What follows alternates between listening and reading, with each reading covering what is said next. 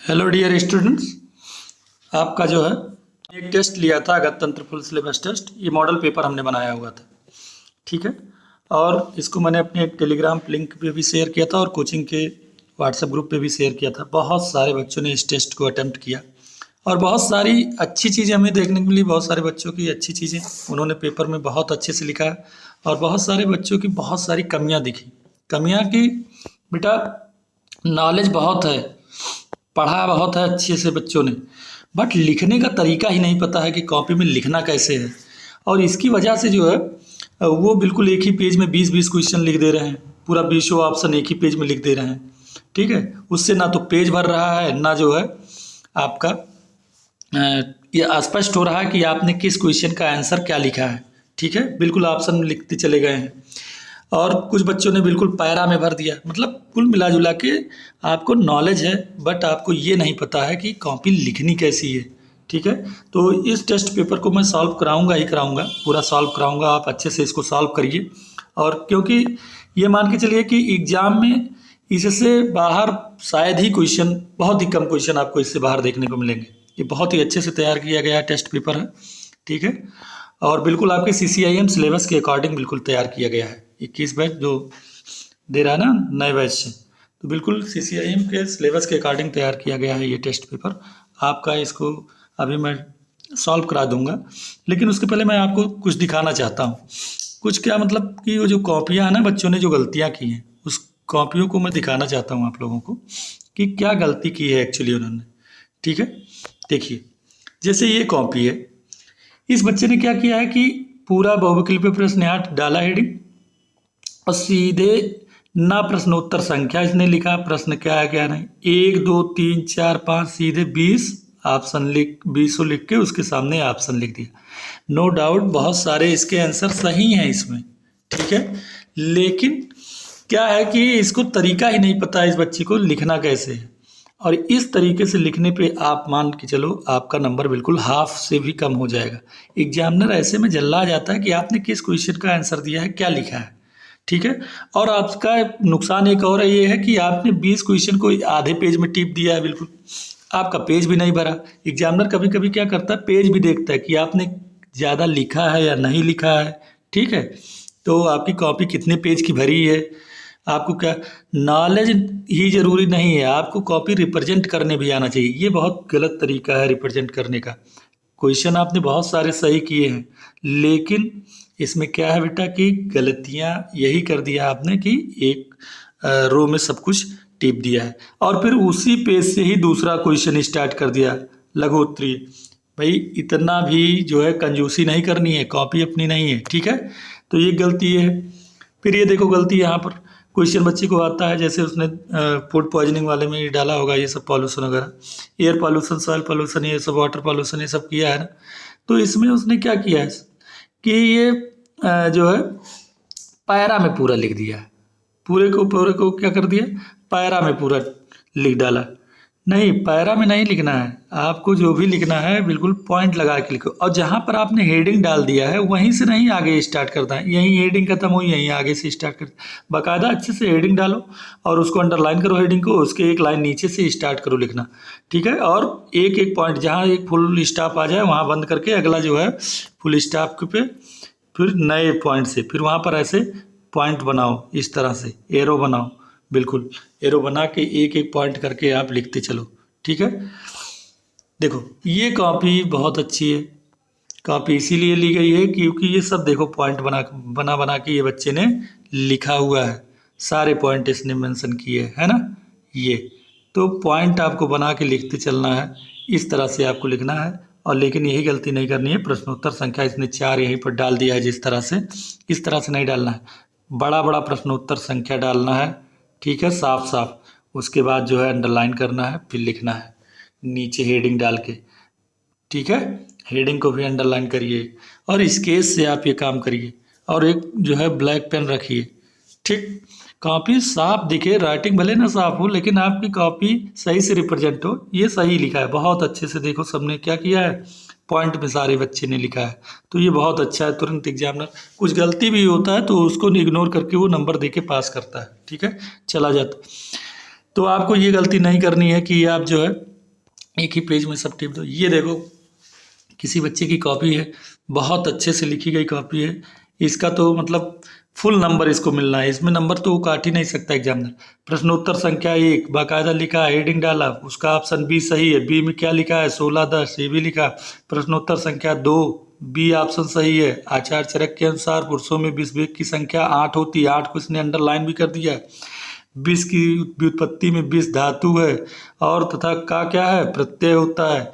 प्रश्नोत्तर संख्या 4 अनिर्देश रस को जो है आचार्य सुश्रुत ने नहीं माना है। देखो कितने अच्छे से लिखा है। तो इस तरीके से आप अगर लिखोगे तो देखो एक पेज में कितना क्वेश्चन आया है बेटा? एक पेज में केवल 6 क्वेश्चन आया है। इस तरीके से 20 क्वेश्चन करने के लिए आपको 4 पेज लगभग लग जाएगा। ठीक, तो आपका 4 पेज भी कवर हुआ और साफ साफ दिख भी रहा है, सही है। ठीक, एग्जामिनर पूरा नंबर देता है और आगे बढ़ता है। ठीक है, तो आपको आगे से ऐसी गलती नहीं करनी है कि जो है क्या कि एक ही में बिल्कुल टीप दो जैसे वो बच्चे ने किया था। ये देखो कॉपी बहुत अच्छी है, सब इस चीज़ को पता है लिखना कैसे है, पूरा वो क्या नाम है पॉइंट में लिखा है ना, ये लगा के एरो लगा के। लेकिन उसने गलती क्या की है पता है? यहाँ क्वेश्चन खत्म हुआ और यहीं छोटा सा डाल दिया प्रश्नोत्तर संख्या 2 और यहीं से अगला क्वेश्चन शुरू कर दिया। बेटा इसमें ऐसी दिक्कत आ जाएगी आपको। कभी कभी क्या होगा, एग्जामिनर का ध्यान इस पर नहीं पड़ेगा, प्रश्नोत्तर संख्या इतना 2 छोटा सा डाले हो, वो क्या करेगा सीधा इसको पूरा एक क्वेश्चन कंसिडर कर लेगा। अब जितने नंबर का ये आपका प्रश्नोत्तर संख्या 2 है, अगर 5 का है तो 5 और 10 का है तो 10, वो आपका नंबर गया, खत्म। क्यों? क्योंकि उसने पिछले क्वेश्चन में ये सब पूरा मेंशन कर लिया, इतनी सारी चीज़ें। आई बात समझ में? तो आपको ये गलती नहीं करनी है कि इतना छोटा सा प्रश्न, अगर आधे से या आधा पेज या आधे से ज़्यादा थोड़ा सा आपका ख़त्म हो जाता है क्वेश्चन यहाँ पर आके, तो आपको नया क्वेश्चन यहाँ से लिखने की ज़रूरत नहीं है। आपको क्या करना है, यहाँ धीरे से लिखना है PTO। ठीक, please turn over the page. उसके बाद क्या करना बेटा, ये पलट के अगले पेज पे साफ साफ यहाँ से प्रश्नोत्तर संख्या डालोगे। ठीक है, और तब यहाँ पर लिखोगे 2 और यहाँ से क्वेश्चन। कभी भी नया क्वेश्चन लिखना हो, बड़ा क्वेश्चन लिखना हो तो इसी पेज से स्टार्ट नहीं करते हैं। ठीक है, आपको ये चीज़ हमेशा ध्यान रखना है।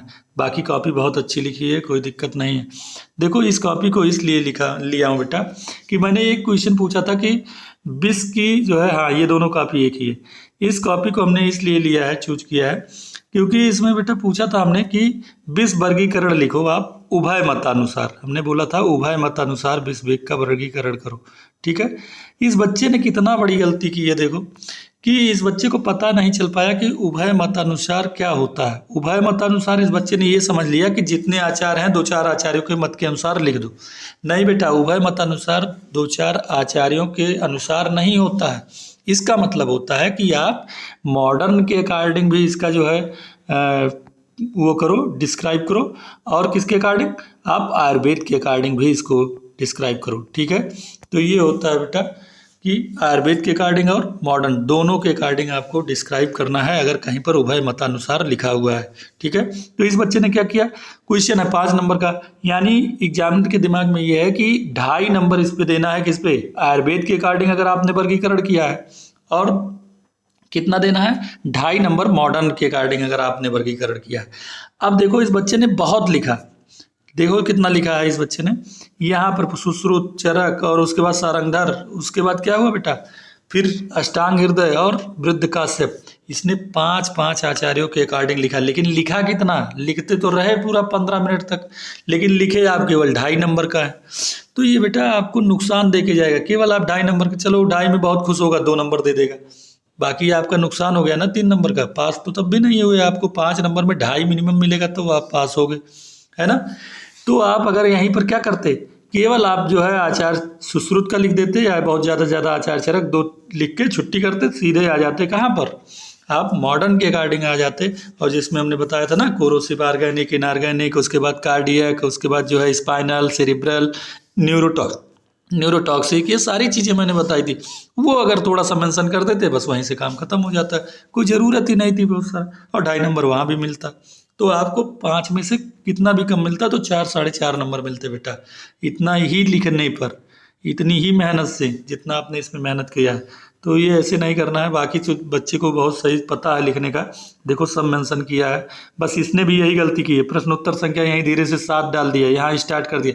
नहीं बेटा, यहाँ ख़त्म हो गया, बस यहाँ छोड़ दो, कुछ करना नहीं है। सीधे यहाँ पीटीओ लिखो, इस पेज पे अब कुछ नहीं लिखना, सीधे अगले पेज पे लिखो। देखो आपको नॉलेज है, आपको लिखने का तरीका भी पता है, लेकिन थोड़े से तरीका नहीं पता ये, अब उसी में कहीं नहीं कंसीडर हुआ तो एक क्वेश्चन में कंसीडर हो जाएगा।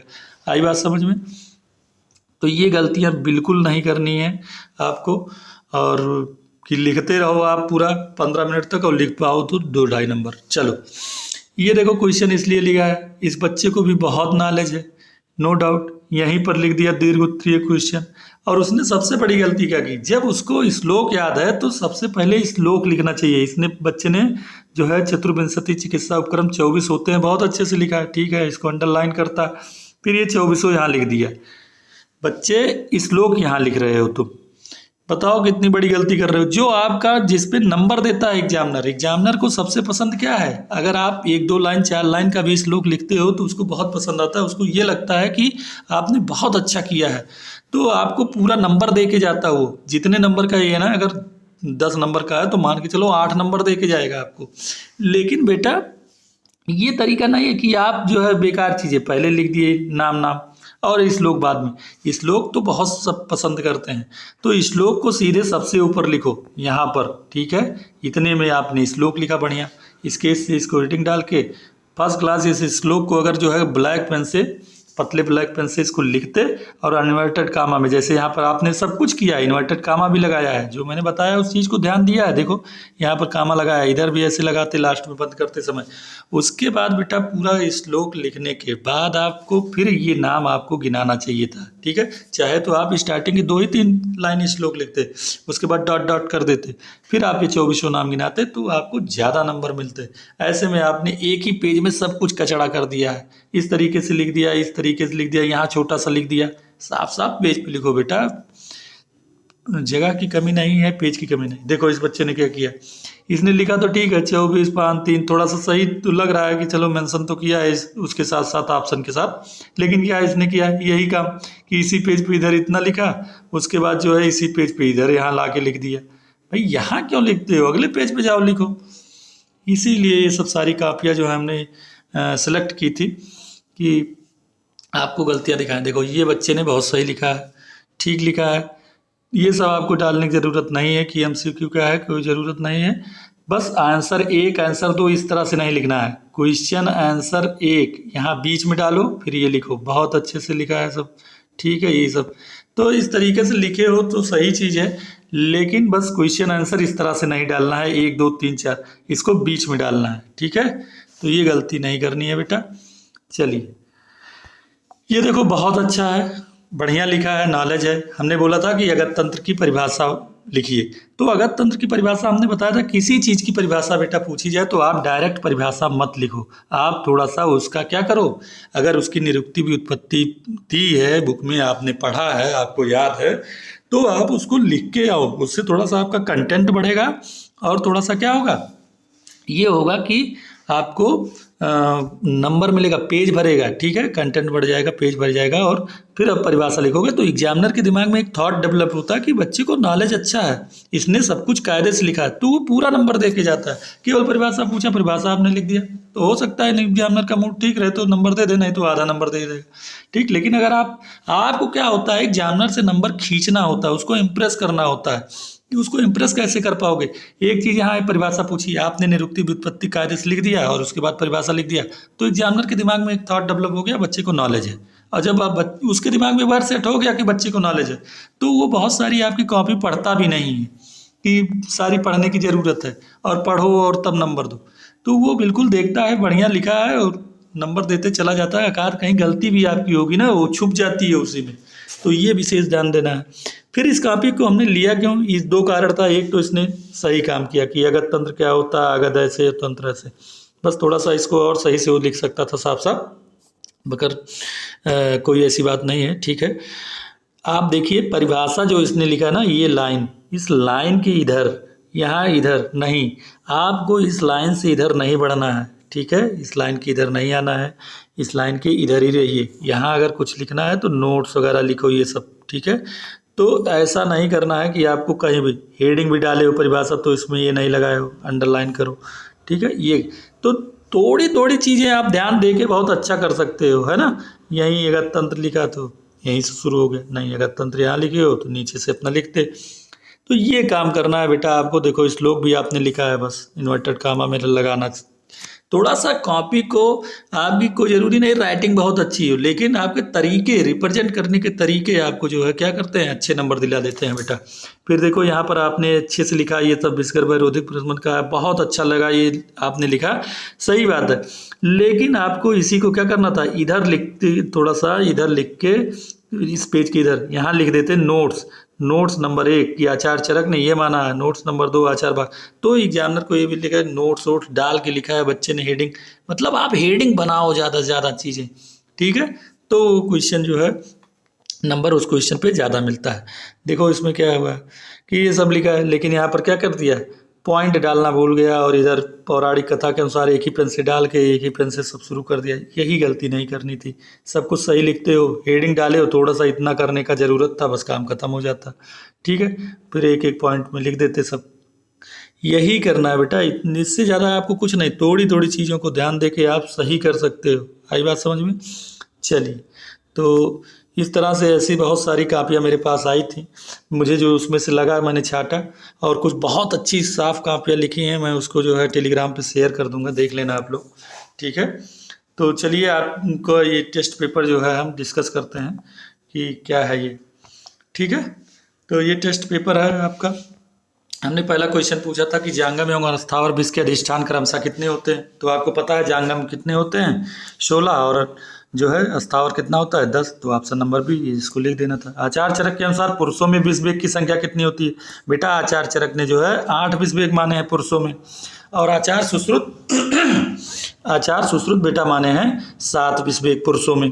फिर उन्होंने पक्षियों में 3 माना है, और पशुओं में जो चौपाए होते हैं उनमें 4 वेग माना है। ये आचार्य सुश्रुत का है, ठीक है। तो ये उसके बाद बेटा विष की व्युत्पत्ति में धातु एवं प्रत्यय क्रमशः होते हैं। तो विष की व्युत्पत्ति में विष धातु होता है और का प्रत्यय होता है, ठीक है। विष का कौन सा गुण आचार्य सुश्रुत ने नहीं माना है। देखो लघु, अपाकी, विशद, ये सारे गुण माने हैं, कौन सा नहीं माने हैं, अनिर्देश, रस।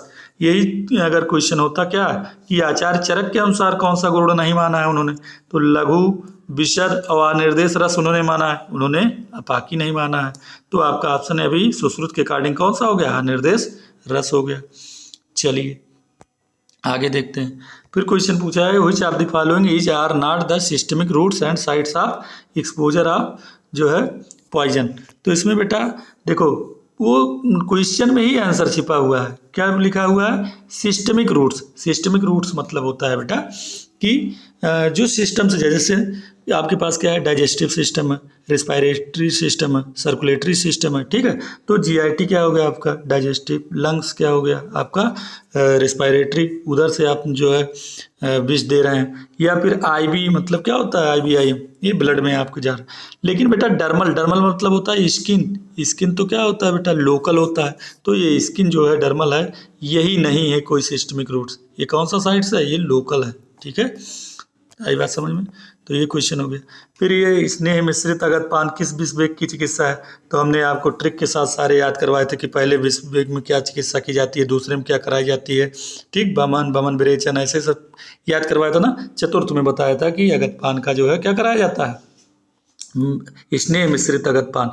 क्यों, चतुर्थ वेद में कि हमने क्या बताया था बेटा आपको, ट्रिक बताया था कि स्नेह कितने प्रकार के होते हैं, 4, घृत, वसा, मज्जा, तैल, है ना। घृत, तैल, वसा, मज्जा होता है ना 4, और चौथे में ही क्या बढ़ाया जाता है, स्नेह मिश्रित अगत पान। तो इस ट्रिक से हमने इसको याद कराया था। सारी चीज़ें आपको पढ़ा दिया हूँ बहुत अच्छे से, ठीक है। Which of the following is not an example of cerebral क्या न्यूरोटॉक्सिन। तो सेरिब्रल न्यूरोटॉक्सिन कौन सा नहीं है। देखो हमें क्या है कि ये आपने सेरिब्रल मतलब क्या होता है बेटा, जो सेरिब्रम पे आपकी इफेक्ट करे और आपका क्या करे, बैलेंस बिगाड़ दे। तो बेलाडोना, एल्कोहल, ये सब क्या करते हैं, आप झूमने लगते हैं जब करते हैं। कोकेन, ये सब क्या करता है, सेरिब्रल पे ही इफेक्ट डालता है बेटा। लेकिन सबसे बढ़िया। स्ट्राइकिन को हमने अच्छे से एक ट्रिक बताया था। स्ट्राइकिन क्या होता है बेटा? कुपीलू से आता है। तो कुपीलू मतलब ऐसे याद करो कि कूंच दो। कूंच किसको दो? Spinal cord. आप देखे थे ना जिगर मूवी, उसमें क्या करता है वो कि उसके स्पाइनल कार्ड पे ही कूद के वो जो है प्रहार करता है ना, कराटा जब लड़ता है वो, तो उसकी रीढ़ की हड्डी तोड़ देता है, कूंच देता है। तो स्ट्राइकिन जो है कुपीलू है, रीढ़ की हड्डी तोड़ देने को, उससे क्या याद हुआ? स्पाइनल। यानी ये कौन सा न्यूरोटॉक्सिन है, सॉरी कौन सा टॉक्सिन है? ये स्पाइनल टॉक्सिन है, ठीक है, स्पाइनल पर इफेक्ट करता है। तो ये आपका जो होगा स्ट्राइकिन, यही स्पाइनल का है। बाकी जितने सब हैं वो क्या है बेटा? सेरेब्रल न्यूरोटॉक्सिन, ठीक है। चलिए अगला क्वेश्चन देखते हैं। फिर अगला क्वेश्चन है, निम्न में से कौन सा जांगम विष का सामान्य लक्षण नहीं है? जांगम विष का सामान्य लक्षण नहीं है मतलब आप जो है लोमहर्ष, जैसे आपको कोई जांगम विष काटता है और आप देखते हो कि हमें सांप ने काट दिया, आपके पूरे रोंगटे खड़े हो जाते हैं, आपको डायरिया शुरू हो जाता है, वहाँ पर स्वेलिंग हो जाती है। लेकिन ऐसा नहीं कि आप वहाँ बैठ के हिचकी लोगे, नहीं। होता क्या है कि ये बेटा अस्थावर का है। अस्थावर में मतलब किसी ने कोई विष पीस के लाया आपके पास कप में और आपको दिया पीने के लिए, आप देखते ही उसको क्या हो गया?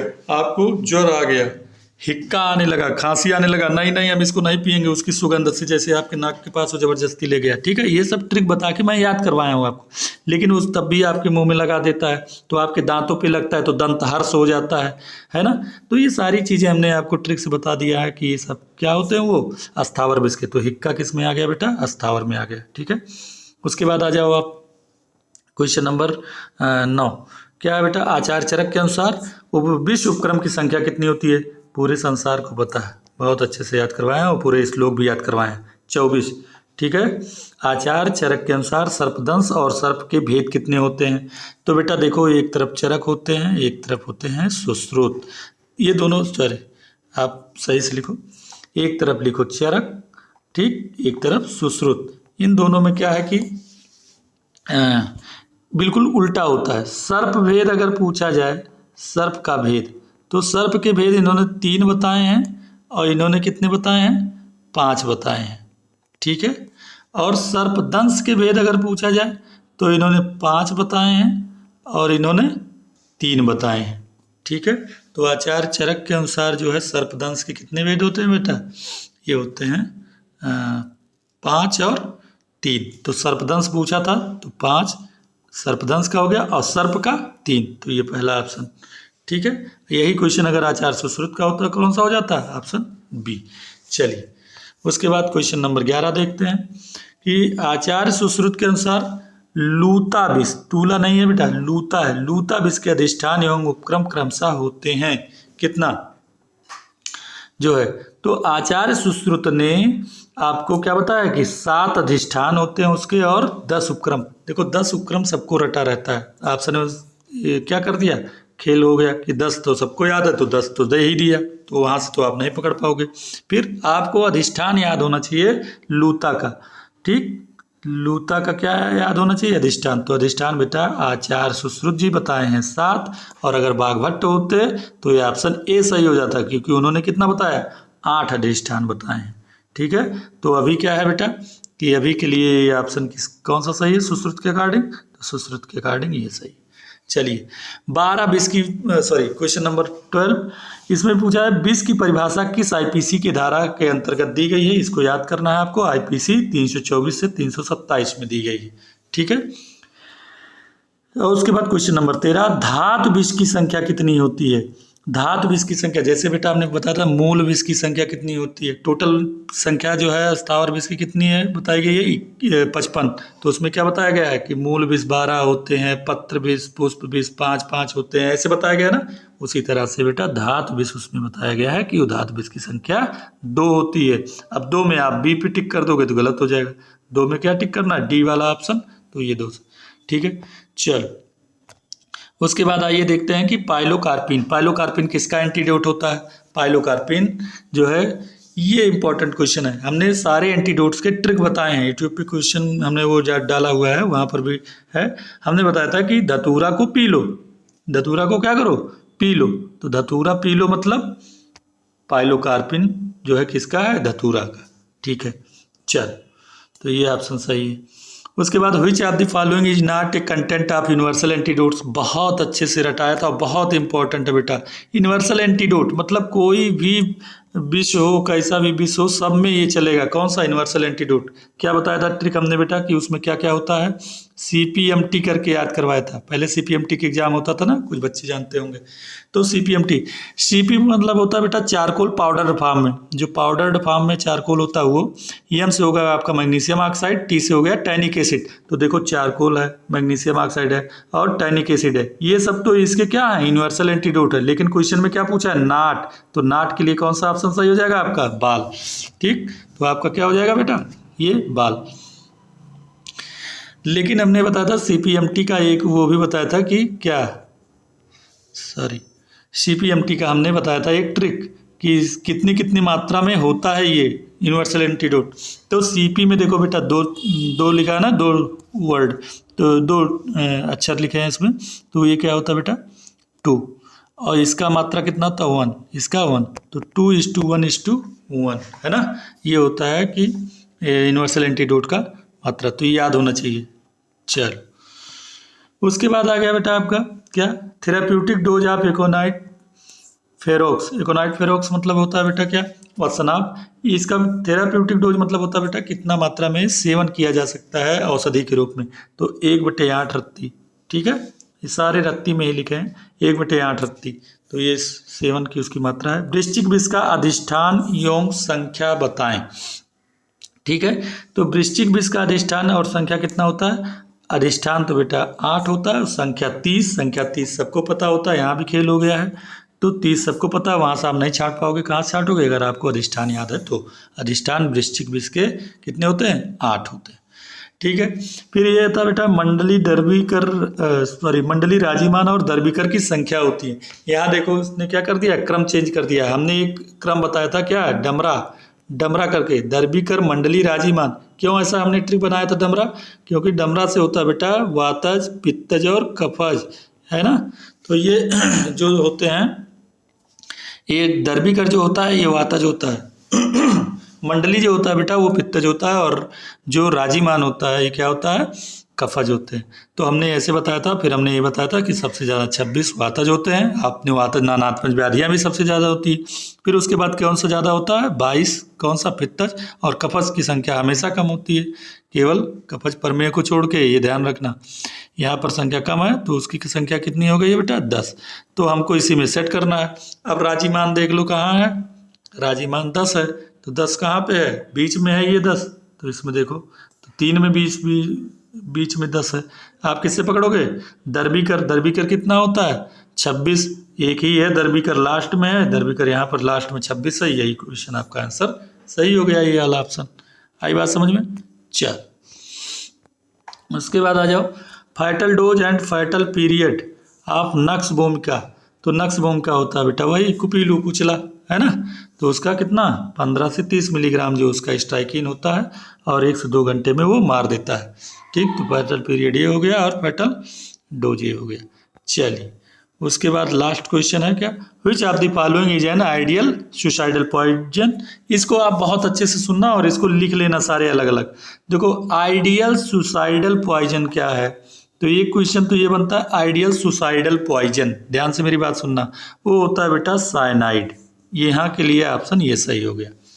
फिर थाइलियम ऑप्शन में क्यों दिया है? क्योंकि ये आइडियल होमिसाइडल होता है। ये आइडियल होमिसाइडल पॉइजन होता है, IHP। ये आइडियल होमिसाइडल पॉइजन होता है। ठीक है, फिर ये एंड्रिन क्या होता है? एंडरिन है बेटा, यस की जगह पे आर होना चाहिए। ये क्या होता है कि ये एंड्रिन क्या होता है कि ये कॉमनली यूज्ड सुसाइडल पॉइजन है। जैसे आइडियल सुसाइडल होता है वैसे कॉमनली यूज्ड सुसाइडल पॉइजन। ठीक है, तो कॉमनली यूज्ड जो है क्या होता है? एंड्रिन होता है। फिर आर्सेनिक क्या है? Arsenic commonly used homicidal. जैसे ये आइडियल होमिसाइडल होता है वैसे ये कॉमनली यूज्ड होमिसाइडल पॉइजन होता है। ठीक है, तो ये सारी चीज़ें आप लिख लेना तो आपको आसान रहेगा। कोई भी क्वेश्चन पूछेगा इससे रिलेटेड तो आपका सही हो जाएगा। देखो क्या होता है कि सॉल्व करा रहा हूँ क्वेश्चन, आपका ये वीडियो लेंदी हो जाएगा, फिर आप देख नहीं पाओगे क्योंकि इतना टाइम आपके पास रहेगा नहीं। तो मैं ये बाकी के क्वेश्चन अगले वीडियो में सॉल्व करा दूंगा पार्ट 2 में। ठीक है, थैंक यू और बेस्ट ऑफ लक। जल्दी आप लोगों का फिर से जो है किसी टॉपिक पे हम पूरा full syllabus model paper test लेंगे और सभी बैच का जो है फर्स्ट ईयर से लेके लास्ट ईयर तक के कोई भी बच्चे जो है आप संपर्क कर सकते हैं। ठीक है, टेलीग्राम पे भी, यहाँ पे भी। तो अभी यहाँ यूट्यूब पे जैसे हैं तो आप नंबर नोट कर सकते हैं 870785 ठीक 1719। इस पे आप कांटेक्ट करिए और कोई भी डाउट हो, कुछ भी पूछना हो तो आप इस पे व्हाट्सएप कर सकते हैं। कुछ भी पढ़ना चाहते हो तो आप संपर्क कर सकते हैं। Okay, thank you so much बेटा।